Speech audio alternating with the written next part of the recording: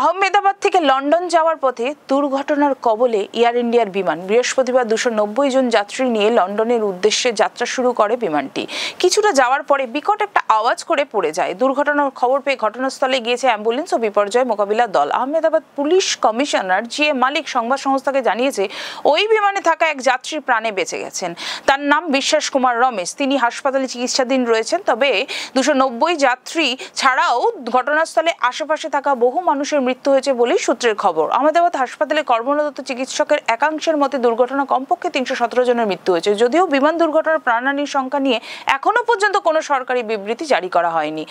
আহমেদাবাদের বিমান দুর্ঘটনার শোক প্রকাশ করেছে প্রধানমন্ত্রী, রাষ্ট্রপতি, কংগ্রেস নেত্রী প্রিয়াঙ্কা গান্ধী, রাহুল গান্ধী, অখিলেশ যাদবও। কংগ্রেস কর্মীদের উদ্ধার কার্যে নামার আহ্বান জানিয়েছে রাহুল গান্ধী। বিমান দুর্ঘটনার শোক প্রকাশ করে নিহতদের পরিবারকে সমবেদনা জানিয়েছে সিপিআইএম পলিট ব্যুরোর সদস্য মোহাম্মদ সেলিম। তিনি ঘটনার প্রকৃত তদন্তের দাবিও করেছেন।